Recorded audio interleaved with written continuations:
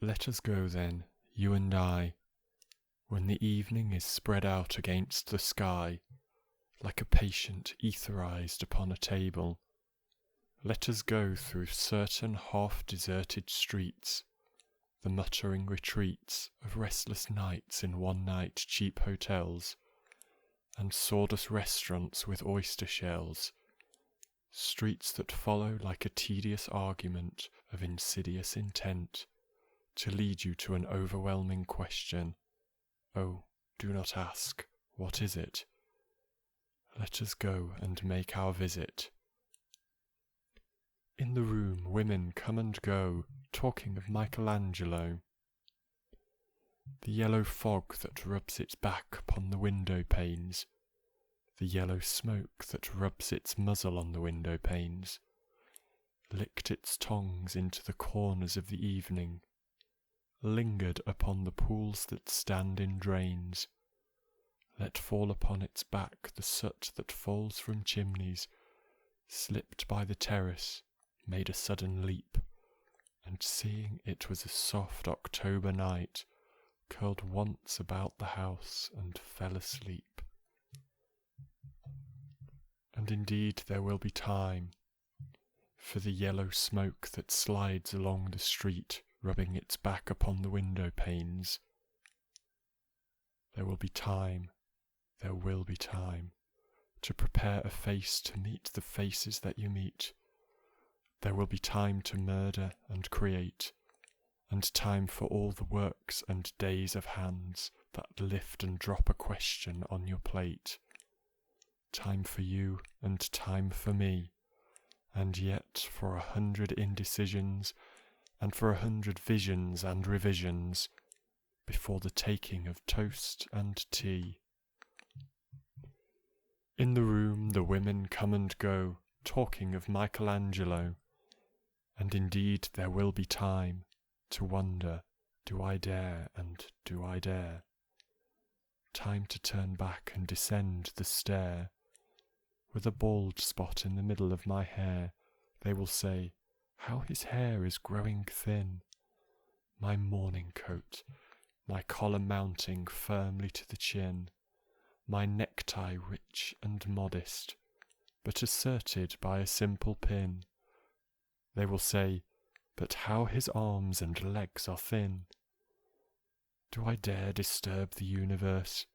In a minute there is time for decisions and revisions which a minute will reverse.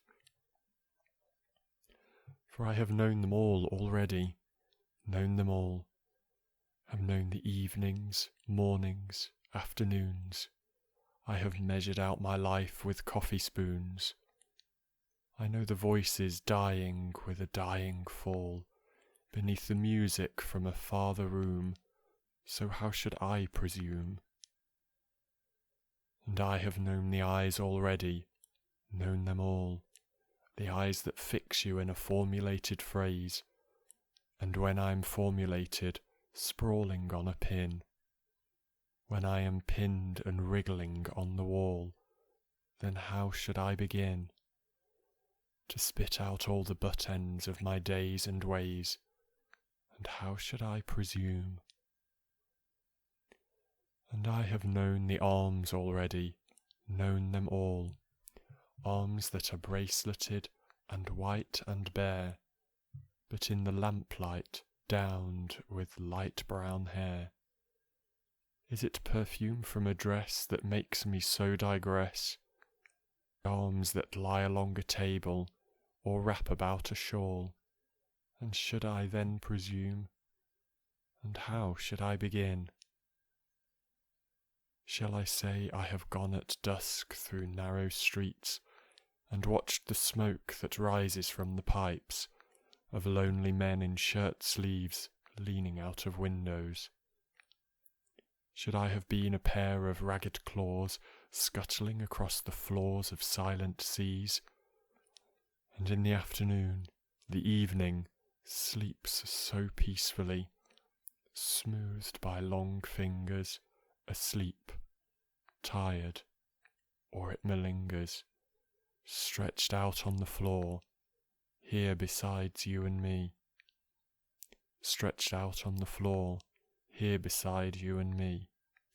Should I, after tea and cakes and ices, have the strength to force the moment to its crisis?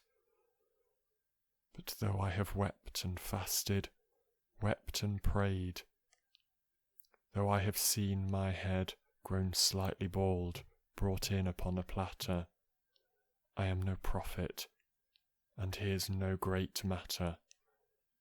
I have seen the moment of my greatness flicker, and I have seen the eternal footman hold my coat and snicker, and in short, I was afraid.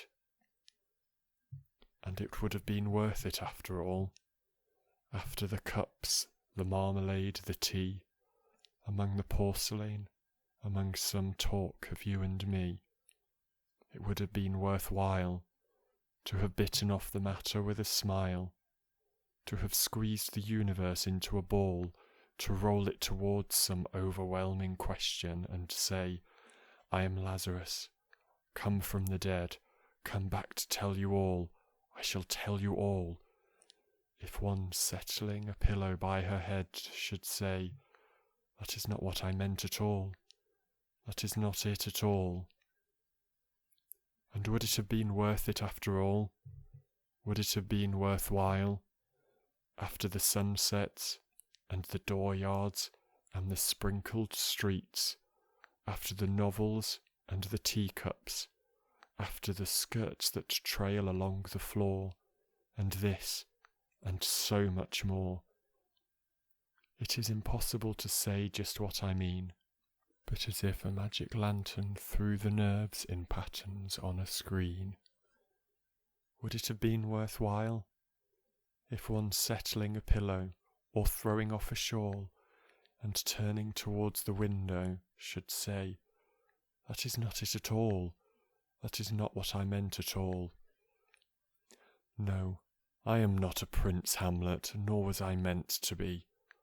I am an attendant lord, one that will do, to swell a progress, start a scene or two, advise the prince, no doubt an easy tool, deferential, glad to be of use, politic, cautious and meticulous, full of high sentence, but a bit obtuse, at times indeed almost ridiculous, almost at times the fool.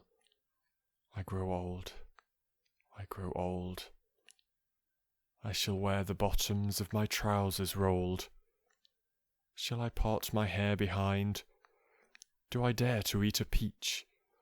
I shall wear white flannel trousers and walk upon the beach. I have heard the mermaids singing, each to each. I do not think that they will sing to me. I have seen them riding seaward on the waves, combing the white hair of the waves blown back, when the wind blows the water white and black. I have lingered in the chambers of the sea, by the sea-girls wreathed with seaweed red and brown, till human voices wake us, and we drown.